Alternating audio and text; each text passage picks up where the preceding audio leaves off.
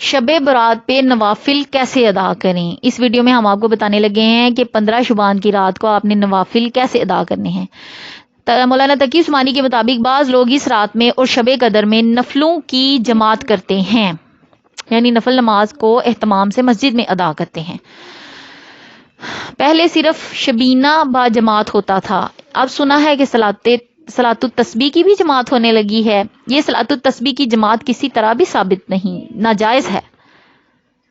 صلاۃ التسبیح کی نماز کسی طرح بھی ثابت نہیں۔ 15 شبان کی رات کو شب برات میں صلاۃ التسبیح کی نماز ناجائز ہے۔ اس کے بارے میں ایک اصول سن لیجئے جو نبی کریم صلی اللہ علیہ وسلم نے بیان فرمایا کہ فرض نماز کے علاوہ ان نمازوں کے علاوہ جو حضور اقدس صلی اللہ علیہ وآلہ وسلم سے با جماعت ادا کرنا ثابت ہیں، وہ کون کون سی ہیں؟ نماز تراویح ہے، نماز کسوف ہے، نماز استسقاء ہے۔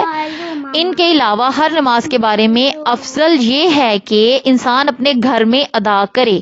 صرف فرض نماز کی خصوصیت یہ ہے کہ اس کے اندر صرف افضل نہیں بلکہ سنت موقدہ قریب بواجب ہے کہ اس کو مسجد میں جا کر آپ نے جماعت سے ادا کرنا ہے۔ لیکن سنت اور نفل میں اصل قاعدہ یہ ہے، سنت میں یہ قاعدہ یہ ہے اور نفل نماز میں قاعدہ یہ ہے کہ اس کو انسان اپنے گھر کے اندر ادا کرے۔ لیکن جب فقہاء نے یہ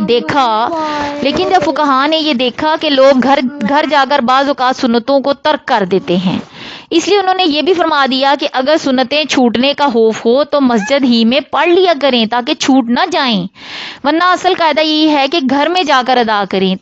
اور نفل کے بارے میں تمام فقہاء کا اس کے اوپر اجماع ہے کہ نفل نماز میں افضل یہ ہے کہ اپنے گھر میں ادا کرے، اور نفلوں کی جماعت حنفیہ کے نزدیک ناجائز ہے، یعنی اگر جماعت سے نفل پڑھ لیے تو ثواب تو کیا ملے گا؟ الٹا گناہ ملے گا۔